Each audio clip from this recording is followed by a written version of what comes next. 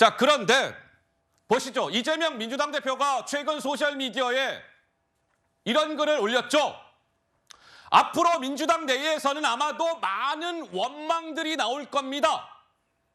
그런데 그러한 원망은 이재명 제게 돌리세요. 이재명 제가 온전히 책임지고 감내하겠습니다.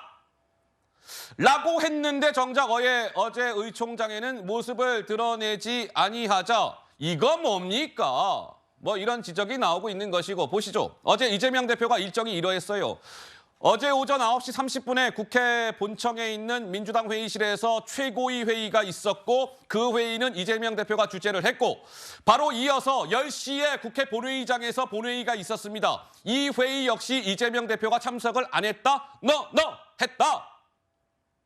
그리고 본회의가 산회가 된 직후에 바로 같은 건물 안에 있는 또 다른 회의실에서 민주당 의총이 있었는데 정작 그곳에는 이재명 대표가 불참했다.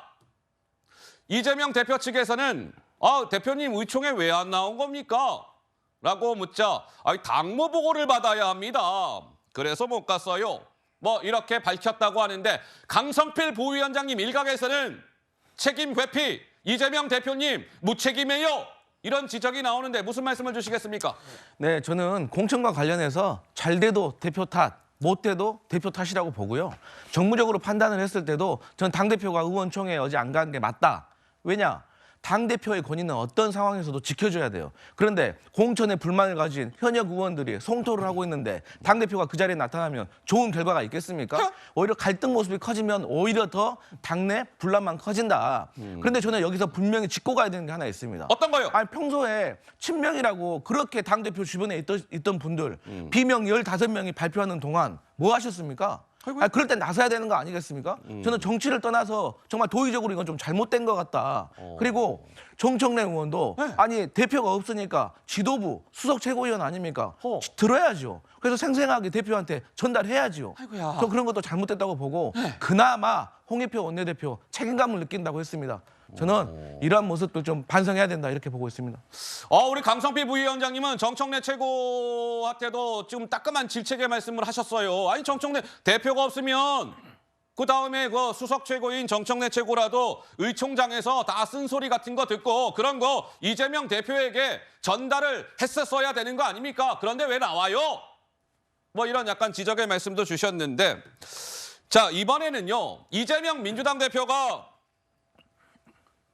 이틀 전 했던 이야기가 있습니다. 원래 이 당의 공천이라는 것은요. 원래 이 진통이라는 게 있습니다. 가죽을 벗기는 진통. 이런 발언을 한 바가 있었습니다. 들어보시죠. 국민들께서는 새로운 정치를 바라시고 또 공천 과정에서도 변화를 바라십니다. 원래 혁신이라고 하는 것이 정말 가죽을 벗기는 그런 고통을 의미하기도 합니다. 환골 탈퇴하는 과정에서 생기는 일종의 진통이라고 생각해 주시고 그렇지 않을 겁니다.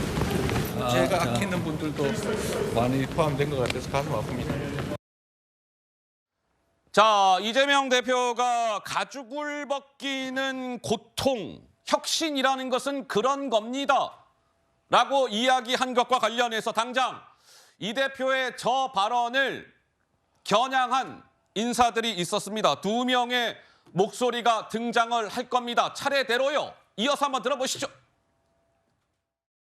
칼자를 쥐었다고 비명을 칼로 베면서 고통스러운 일이다라고 이야기를 하는 건 저는 가해자가 피해자를 때려놓고 고통스럽다라고 이야기하는 것과 똑같은 것 같아요. 어떤 분은 비명계의 가죽을 벗겨서 친명계의 가죽 잠바를 만드는 거냐 이런 이야기도 하셨던데 현재의 저 정서를 그대로 반영하고 있다고.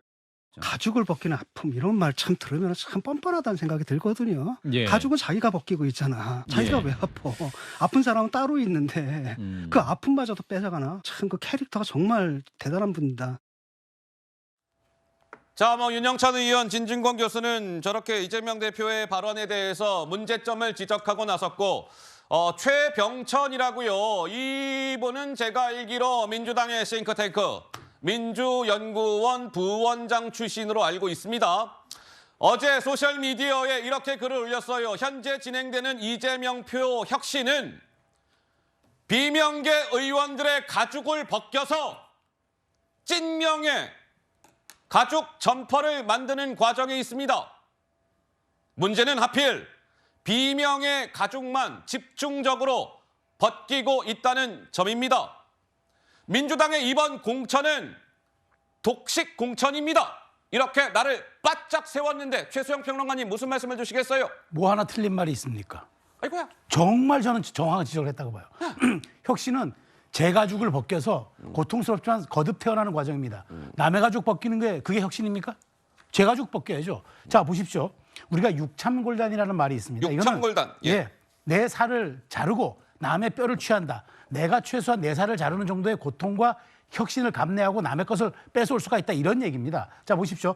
박용진 의원 지역구에 예비후보로 정봉주 전 의원 등록돼 있습니다. 그렇죠. 자, 그러면은 박용진 쳐내고 정봉주 시키는 게 그게 황골탈태고 그게 혁신입니까? 그게 가죽 벗기기입니까? 아이고야. 저는 역사를 퇴행한다고 봐요.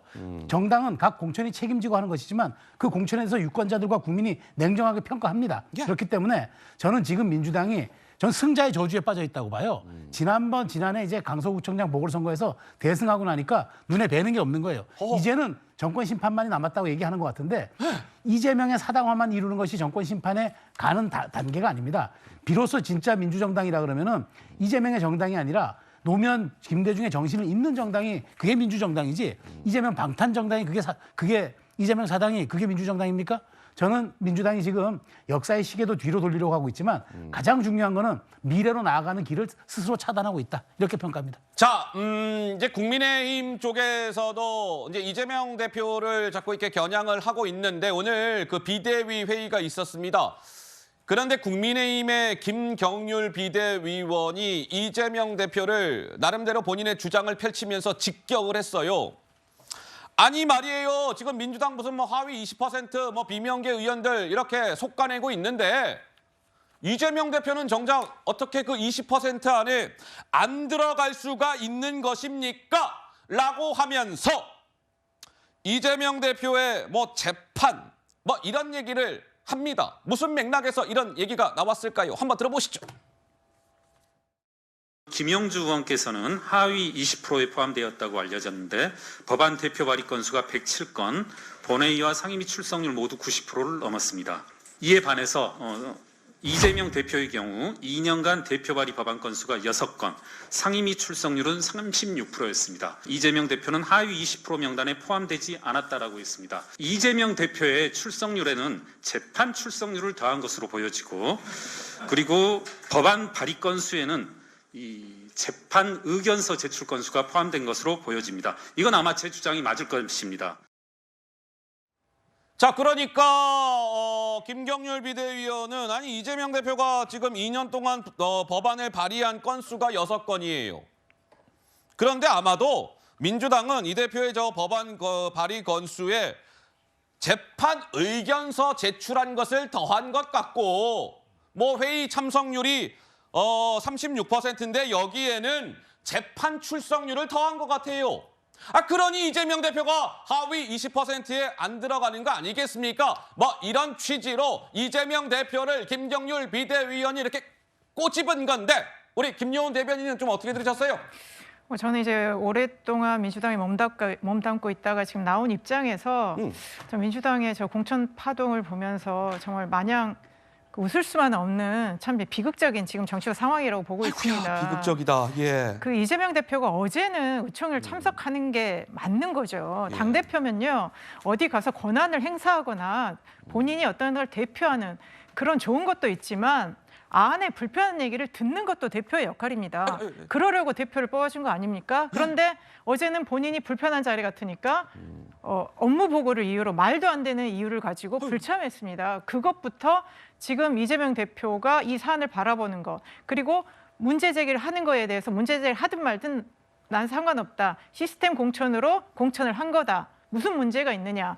그리고 문제 제기를 하는 사람한테 아까 그랬죠. 원망하지 모든 원망은 나한테 하라고 했습니다. 나한테 원망을 돌려라. 내가 감내하겠다. 네, 그 얘기는요. 마치 개인들이 사사로운 감정이 있어서 문제 제기를 하는 것처럼 축소를 하는 것입니다. 그런데 민주당 항상 제1야당이라고 얘기했습니다. 그러면 제1야당답게 공천 후보자를 제대로 국민들한테 내놓고 그 사람들이 국회의원이 돼서 국정을 함께하는 똑같은 국가 운영의 주체입니다. 그런데 이런데 공천에서 사천이 나온다? 이런 거는 말도 안 되고요. 야! 그리고 하위 평가의 항목에 그러면 의원총회 참석 불참 이것도 반영했는지 모르겠습니다. 어제 당대표는 불참했지 않습니까? 예. 뭐 하나하나 뭐 지적할 게 너무 많지만 오늘 아침에 새로운 미래 이낙연 대표는 지금 공천 잡음에 대해서 이렇게 얘기를 했습니다. 뭐라고요? 이재명 대표의 사욕으로 민주당은 괴멸되고 있다. 괴멸. 예, 그런 오. 표현까지 평소에 쓰시지 않았던 이런 표현까지 쓰면서 표현이 굉장히 세네요. 강하게 예. 비판을 했습니다. 예.